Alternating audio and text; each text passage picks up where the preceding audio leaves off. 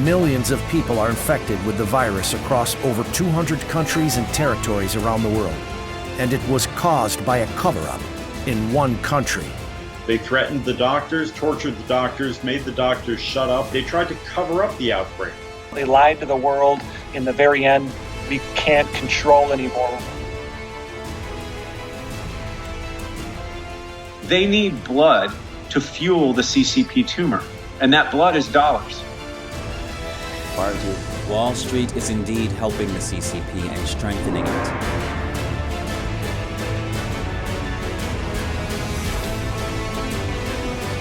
Be careful raising a baby tiger, because one day it will grow up and eat you.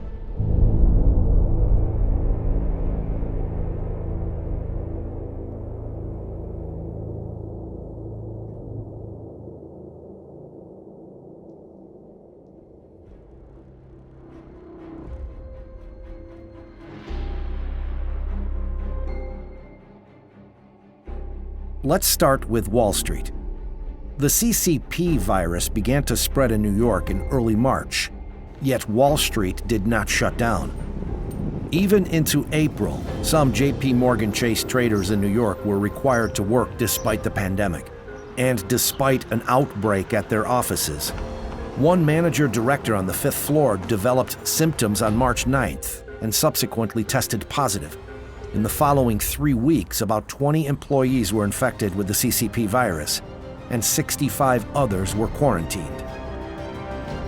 JP Morgan Chase is an old friend of the CCP. In 1973, Chase Manhattan was the first American bank to act as an agent of the Bank of China in the United States, 6 years before the two countries established formal diplomatic relations. Led by JP Morgan Chase, Wall Street has channeled huge amounts of money to the CCP over the past 40 years. JP Morgan Chase launched the Sons and Daughters hiring program in 2006, hiring about 100 children of powerful Chinese officials to help the bank win billions in business contracts with China. The large Wall Street banks and other large American in-name-only companies were more interested in making as much money as they could by trading with a mortal enemy than in abiding by American laws and American standards and upholding American values. I'm sure if you dug around and looked around, you'd find that JP Morgan wasn't alone in that kind of practice. JP Morgan Chase later admitted the Sons and Daughters program violated the U.S. Foreign Corrupt Practices Act, FCPA, and it paid more than $200 million in settlements to avoid further investigation and prosecution. Through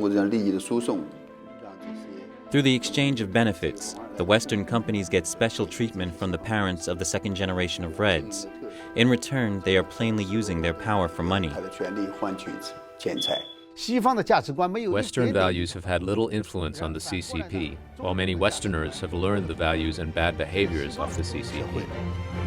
Jamie Dimon, CEO of JP Morgan Chase, is the chairman of a powerful lobby, Business Roundtable. Dimon strongly opposed increasing tariffs on Chinese products in 2018 when the White House imposed measures amid the trade war. The measures were aimed at stopping the CCP's trade practices that undermine the global trade order. We should try to be friendly and understand their problems. Dimon is not alone.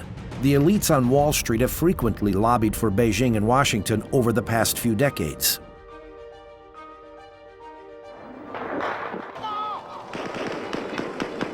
The Tiananmen Square Democratic Movement was blood-washed with tanks and machine guns in 1989 by CCP troops.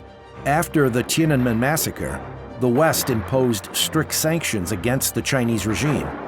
Whether to make China's most favored nation status conditional on human rights was repeatedly debated in Congress, but the U.S. granted China the status every year in the 1990s. There was also a view that if we had better relations with China, a stronger, more self-confident China, it would be an international stakeholder. I remember talking points that also it would open up China. If China was wealthier, it would move in the direction of democracy. This was the way that we could overcome the human rights advocates in Washington.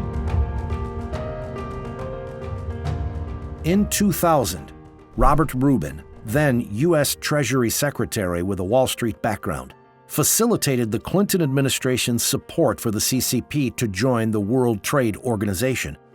If it had gone with a general moral standard, the U.S. should not have cooperated with a regime like the Chinese Communist Party.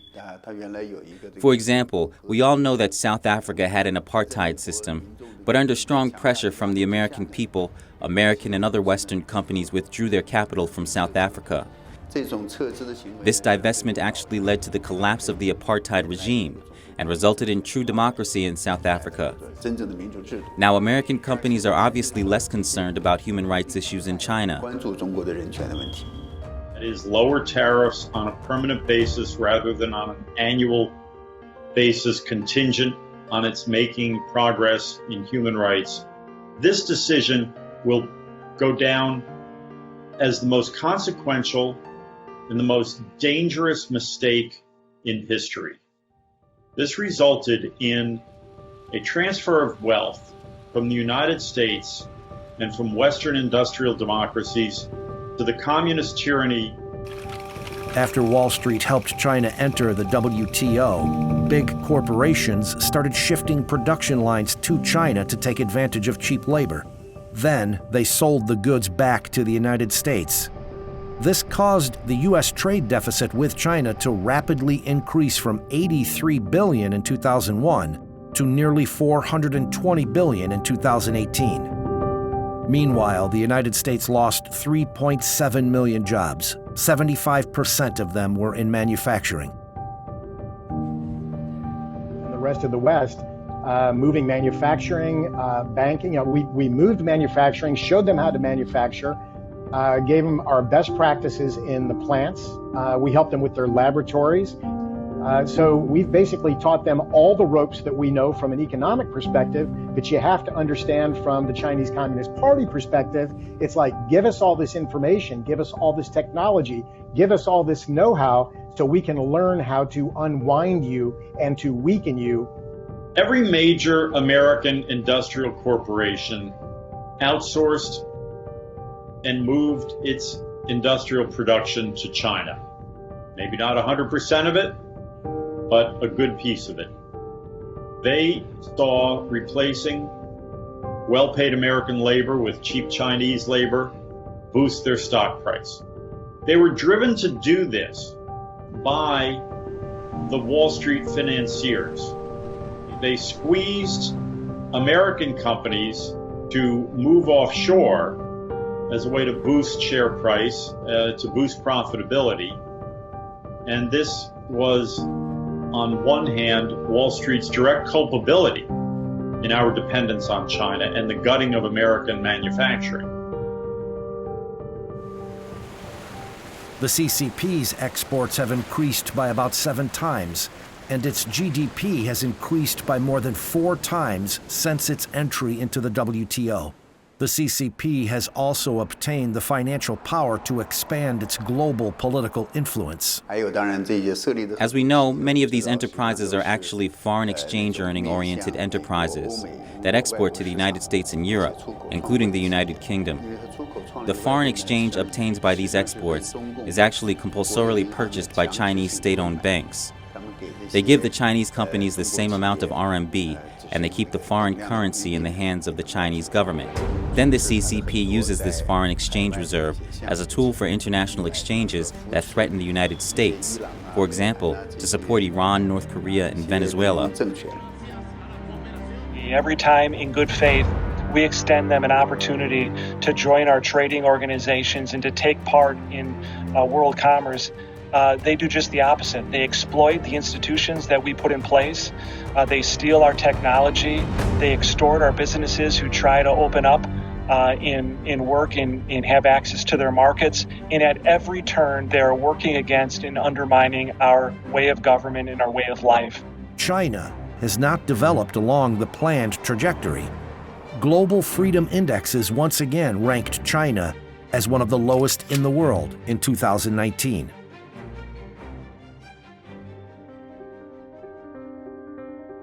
Wall Street helped the first Chinese company, state-owned Brilliance Auto, get listed on the New York Stock Exchange in October 1992, 3 years after the Tiananmen Square massacre.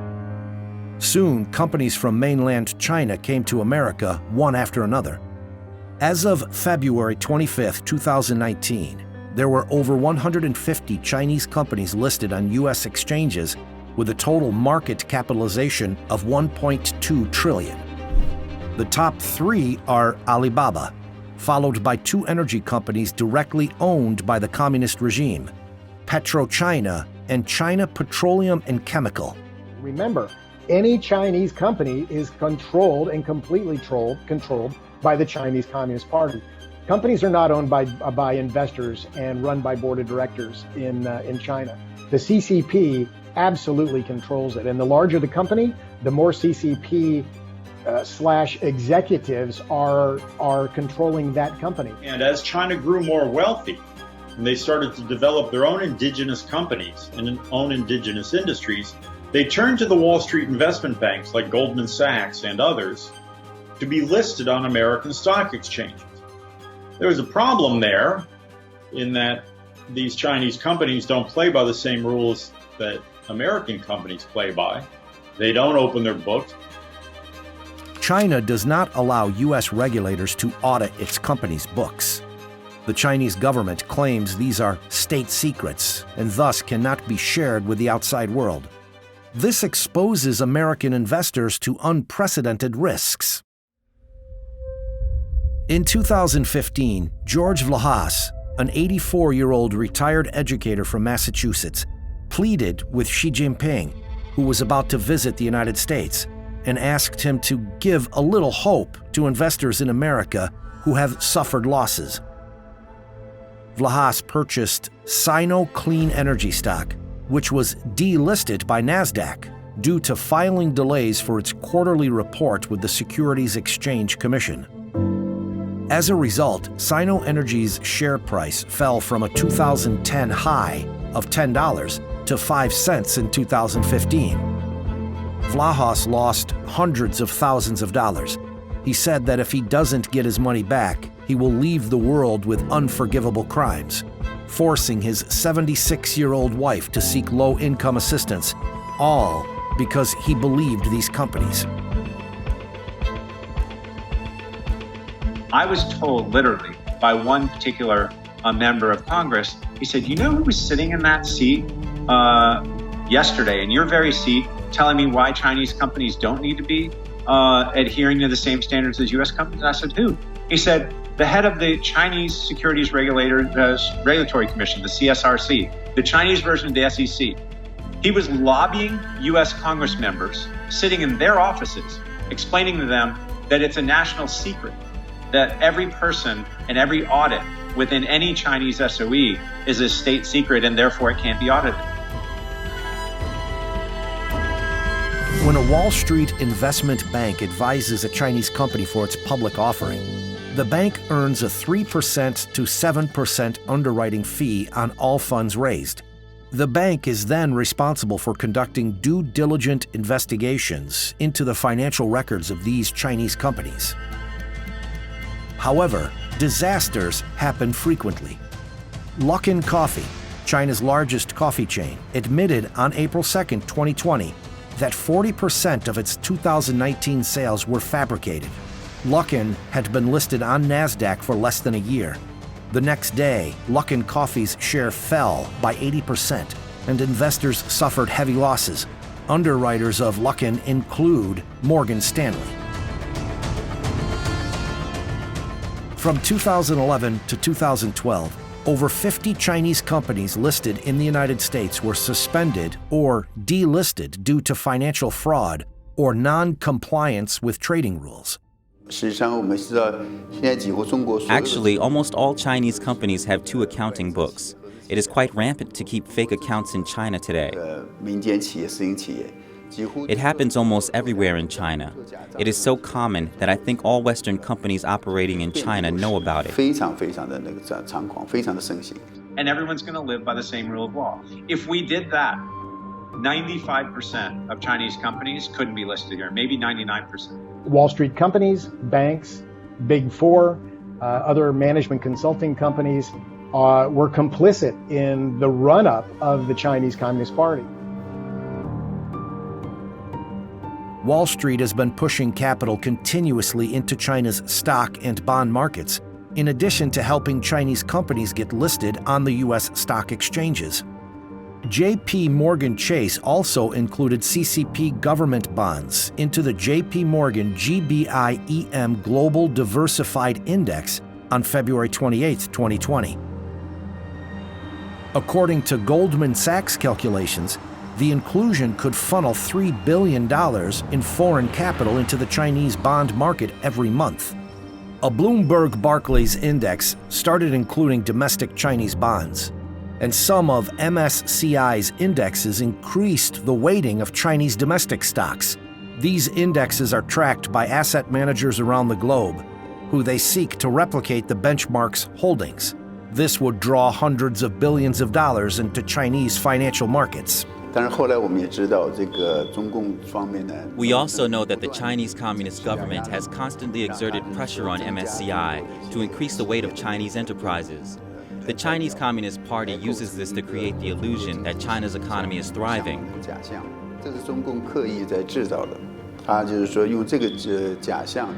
The illusion has been used in exchange for the legitimacy of its regime and to attract more funds from other countries. In other words, in fact, these index companies are unknowingly, passively, and even actively participating in the CCP's deception of the world. One MSCI index includes 234 Chinese A-share companies, companies listed on Chinese stock exchanges. The companies include Hikvision, that provides surveillance cameras for Xinjiang concentration camps, and state-owned AVIC, Shenyang Aircraft Company Limited, which manufactures fighter jets for the CCP military. Meanwhile, the CCP military regards the U.S. military as its #1 imaginary enemy. And they call us their enemy. And they say that they are at war with the United States and the West. When you look at who owns those stocks, and they are completely owned by the Chinese Communist Party and what they stand for, which is oppression, human rights violations, and so on. Now, the management of the Federal Retirement Thrift Investment Board has decided to track the MSCI index. This means that a portion of the $600 billion managed by the organization will flow into Chinese stocks, providing funds to companies that endanger U.S. national security and help the CCP suppress human rights.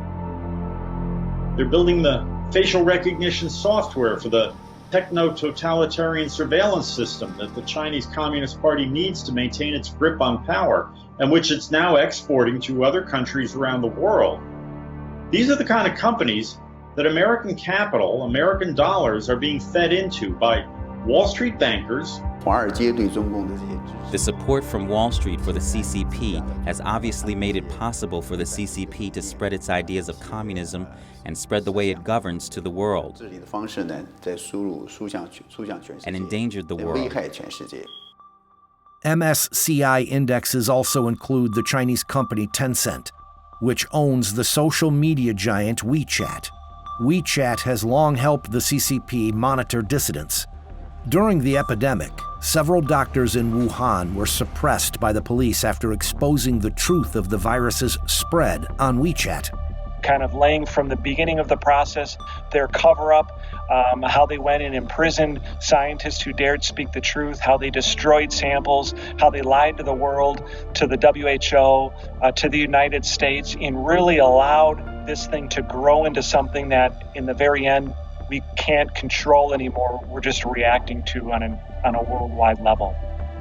America's political and economic elite once held that helping China's economic development would eventually make the Chinese Communist Party change its pattern of behavior. Has the nature of the CCP changed over the past 40 years since the establishment of diplomatic relations between China and the United States? China has not become more democratic, it has not become more peace-loving, and it has not become more Western. It is deeply hostile to the United States and to Western values and the values of Western civilization. The people in the Communist Party ruling elite of China are highly nationalistic, and they dream of a world in which the Chinese Communist Party's totalitarian power is extended on a global scale. The CCP is the most brutal regime in the world. It has murdered over 65 million Chinese people under its various political campaigns, according to estimates in the Black Book of Communism. This death toll exceeds the sum of both world wars. The causes of death included political cleansing, the Great Famine, and the Cultural Revolution. Beginning in the 1990s, the Chinese Communist regime, with the help of Western funds, has transformed itself into an economic power and moved toward its dream of dominating the world. In the past few years, thousands of Christian churches have been demolished.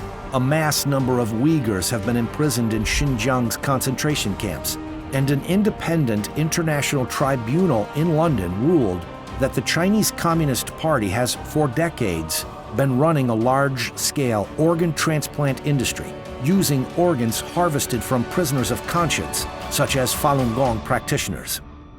It's actually crazy what they do. And again, we give them passes. Can you imagine if you explain to someone that you're doing business with a regime that has more than 1 million prisoners of conscience locked up and is executing live organ harvesting on this population of political prisoners on a daily basis? You have to understand, Chinese communism is extremely evil. Extremely evil. You've got this history of human rights violations, and then you have a strategy that is a war-founded or a war-placed strategy against the West. So why would you ever, if you understood that, why would you ever want them part of a World Trade Organization? So the Chinese Communist Party has a saying, be careful raising a baby tiger, because one day it will grow up and eat you.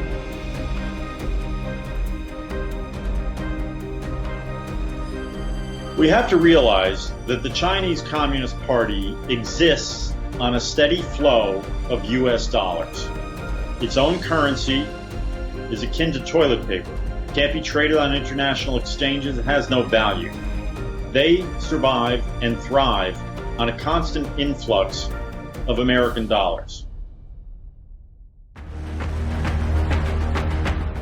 The CCP covered up the truth at the beginning of the epidemic. As a result, about 5 million people left Wuhan before the city was locked down on January 23rd. About 60,000 of that 5 million went to 382 cities around the world. At least 834 ended up testing positive for the virus, resulting in the global disaster. Coronavirus pandemic is already... Preliminary data shows that as of early May, more than 1 million people have tested positive in the United States, and more than 70,000 people have died. The deaths caused by the CCP virus is several times greater than the total deaths in Pearl Harbor and 9/11 combined. New York has become the hardest hit in the United States, with more than 300,000 confirmed cases and more than 20,000 deaths. The CCP virus has infected the entire world, and the root cause is the infectious nature of the Chinese Communist Party itself. To be free from the virus, you need to be clear that the party itself is poisonous and reject it. That the Chinese government is not trustworthy, they're not our friends, and one could deem them to be our mortal enemy. And at some point in time, I think Wall Street's view is going to have to change, and I think it's happening now. And it's really an awakening for everyone who is not familiar with the CCP in the past. They're certainly familiar with the CCP current day. At the Federal Hall National Memorial in Manhattan, across the street from the New York Stock Exchange, the statue of President Washington gazes at this wonderful land of wealth at his feet. Over 200 years ago, when President Washington took the oath of office here, he stated that the foundations of our national policy will be laid in the pure and immutable principles of private morality. He said piously, "Since there is no truth more thoroughly established than that there exists in the economy and course of nature an indissoluble union between virtue and happiness, between duty and advantage, between the genuine maxims of an honest and magnanimous policy and the solid rewards of public prosperity and felicity. Since we ought to be no less persuaded that the propitious smiles of heaven can never be expected on a nation that disregards the eternal rules of order and right, which heaven itself has ordained." For more than 200 years, the United States has been regarded as a beacon and hope by people around the world seeking freedom. Wall Street not only represents this short, narrow street, but is also synonymous with the U.S. capital market and world financial center. Wall Street has carried many American dreams since the Gilded Age. The limit of dreams is probably the starting point of greed. The pandemic has paused everything in this magnificent, charming, and glorious capital. At this challenging, special time, people need to ponder whether they want to dance with the devil or walk with gods.